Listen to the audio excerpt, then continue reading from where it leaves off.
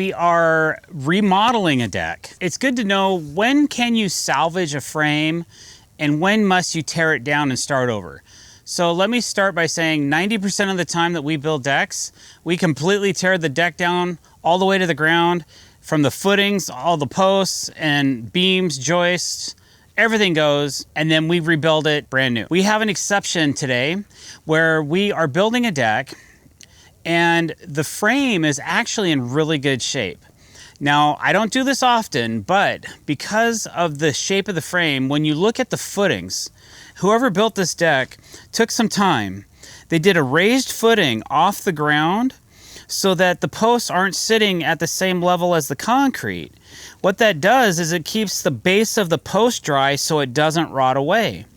They have heavy-duty brackets in the concrete with through bolts that go through a 6x6 post. So the 6x6 post is a substantial amount of timber for a deck post. And we use them quite often, so I was happy to see it. There's no rot or decay. I inspected these and made sure of that. And then it goes into a 6x8 beam and then 2x10 joists. The one weakness on this particular deck was probably the joist layout. So the joist layout is mostly 24 inches on center, and then it jumps around a little bit and kind of becomes 16 inches on center, and then it's 22 inches on center, and then some places are 18 inches on center. So they didn't really have a rhyme or reason on that. They were using 2x6 for the top decking. So they are allowed to span, and it was a Alaska yellow cedar that they used, a 2x6 Alaska yellow cedar. So it would span that 24 inches just fine, but because we're going to be using a synthetic PVC decking called AZEK, there is a need for less joist spacing. So we're going to basically add a joist in between each of the joists on the deck. You'll even notice here the positive beam to post connections. They look kind of maybe homemade, but it's a really solid positive connection bolted in. And we have a little bit of streaking going on, some rust or whatever, but that can be mitigated by paint and maybe some moisture removal from that area, which we can do some waterproofing over beams if we have to. We have good footings, good posts, good beams, and we have decent joists. And the one reason why I'm keeping the joists also is because the way that they had the decking fastened, they use this hidden fastening clip that looks kind of like this. Like here's the joist, right? Here's the clip.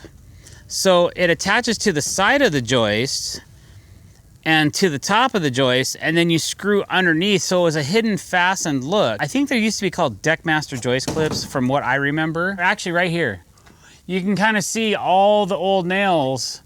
They're in the side of the joist. We're gonna run G-tape and cover all that up, some waterproof membrane tape, but because the penetrations are all in the side of the joist and not in the top of the joist, it makes the joist basically have more longevity because there's not a bunch of holes. Now we're going to be putting waterproof membrane tape once we frame the deck, waterproof membrane tape on the tops of all the joists, and then we're going to face screw it with some stainless steel Fasten Master top lock screws, and then we're going to plug those with a Cortex hidden fastening system. But we got a minute to get to that because we still have to add all of our in-between joists, all of our pressure blocking and beam blocking, and all of our post blocking for our railing as well. The railing was fascia mounted, but the client actually did the demo on this deck as well and took all the decking off and took all the metal clips off. So when we got here, basically what you see is what has transpired since before we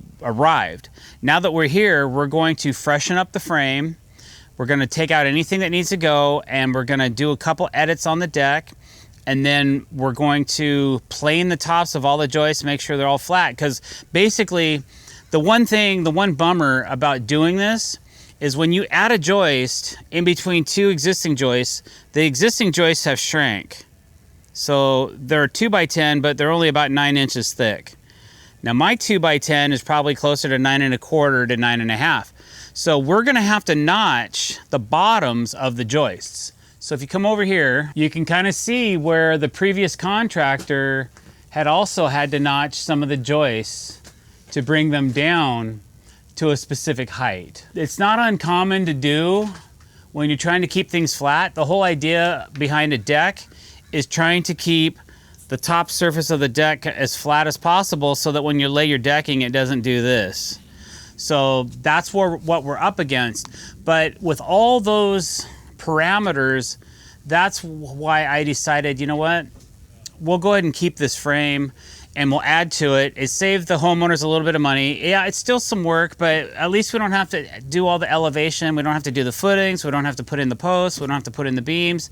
We just mostly have to modify the existing frame plus add a little bit for the additional framing that we need. That's why I felt professionally in this particular deck is why we kept the frame.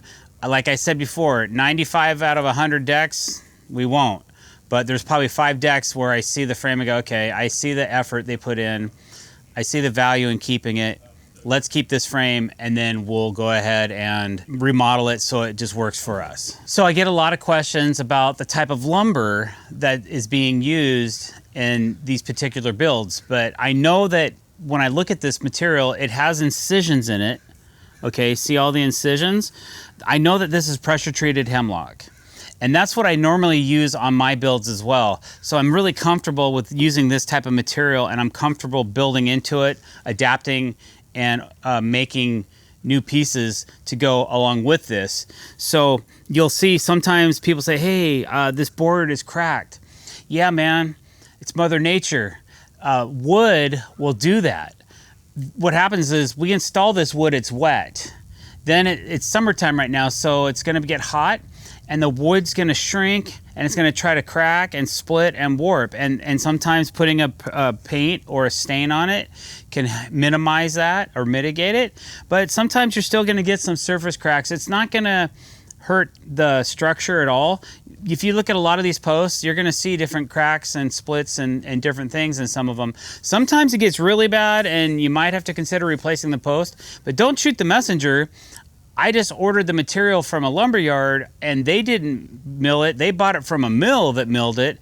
And the mill's like, well, we just cut it out of a tree and we treated it, but we didn't tell the board to do this. Like, you can't really control warpage. Now, there's a new type of pressure treated on the market called KDAT, which is kiln dried after treatment. And KDAT is, I don't know if it's really available in my region too much, but I've been seeing some other guys using it around the country. What they do is they pressure treat the material, soak in wet, then they put it into a kiln and get the moisture content down to a certain percentage before they take it out of the oven or the kiln, so that you have a very stable product that isn't gonna twist and warp and crack as much that standard pressure treated materials will. So that could be another option for you. If you don't have the budget for like a metal, like an aluminum frame, but you really don't like the pressure treated hemlock or southern yellow pine that's available to you, then maybe consider sourcing some kiln dried after treatment product, and that kind of gets you in that nice straight ballpark of being able to build. I would replace this post if it was severely twisted and I could see evidence of that, but because they used a good retention plate to mount the post to the beam, then that doesn't really become an issue as much. So if this board was really twisted, or if I saw a lot of rot in these posts, I would be concerned. But like I said, they did this deck right. And I thought it would be a real tragedy if we had to pull this thing down. Now, we are completely rebuilding the staircase. Usually stairs are not salvageable and they're too far apart and there's just too many variables in it. So we are completely taking down the staircase. We'll go and look at that right now. But this frame, for all intents and purposes, in my professional opinion, is decent. We felt like we could still get a lot of life out of it. We can protect it with some waterproof membrane tapes and some other methods that we have, and be able to keep this frame and add to it, and then the client will have a really nice 50-year deck after we're done. So if I actually had to replace this post, it is doable. I would undo the bolts down here and pull them out of the post. I would take off the safety or these metal T brackets up here, and then I would try to cut through. There's probably some nails somewhere up in here, either going up into the beam or from the beam going down to the top of the post.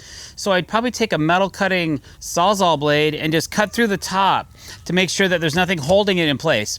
Then I would have an additional post here. I would jack it up so that this post no longer has the tension of the weight of the beam or the joist on it. This one, you'll notice that the bracket is actually routed into the, and they did a really good job, man. These guys, they're not bad craftsmen. And I've had to do this myself, because what happens is sometimes a 6x6 post, it's supposed to be 5.5 by 5.5. This bracket, made by a major conglomerate bracket company, they probably made the inside diameter of this 5 5/8. So they give you a little bit of play, but this post must be more than 5 5/8. This is probably 5 3/4 or 5 7/8 or something. And the builder had to route this out to make this bracket fit. It's not the first time, and it's probably not the last time that's ever gonna happen. I've had to do that myself, but they've had to do it on almost every post. It's a bummer, but it is what it is. Then I would pull away the bracket a little bit. Okay, so now this post is loose, and then I'll jack up the beam a little bit more, and then I'll pull this post away, pull it out, and then I would cut the new post. You have to drill new holes for the bolts to go through, probably have to reroute the posts, unless your 6x6s are the smaller size and you know they're gonna fit in your bracket. And then I would just bolt it back together.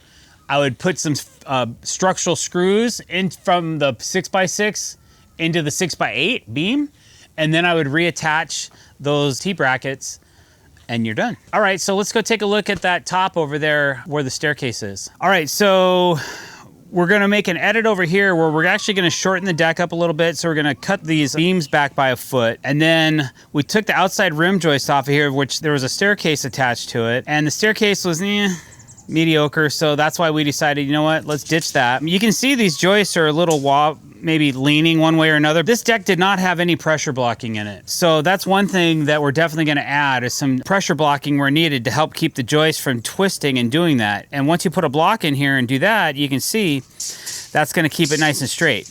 We did add some G-tape to the tops of the beams, so that any sediment that falls through the deck and sits on the beam, and you think, oh, come on, doctor, that's not gonna be very much. Well, over the years with these kind of trees, you'd be surprised at how much stuff can collect on top. And then when it rains, all that stuff stays wet, and then it can compromise the top of your beam. These beams are in good shape. We want them to stay that way. So we just did some waterproof membrane tape on the top of the beams to save it. We're gonna do the same thing on the tops of the joists. The biggest compromise is gonna be anywhere there's a double or a triple, like over here. You can see where moisture is just gonna get through there and saturate in between those two joists. That will rot.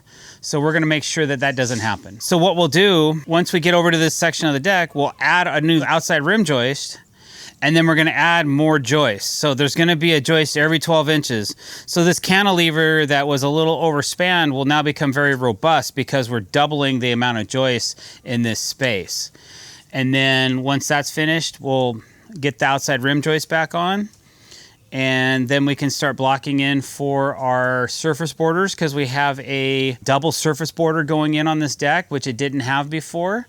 So we're gonna double up 2 5.5 inch boards, and then our field is gonna be a 7 1/4 and a 3.5 inch wide board, just like on the last deck we just did. If you guys saw that, how we did a multi-width pattern in the deck.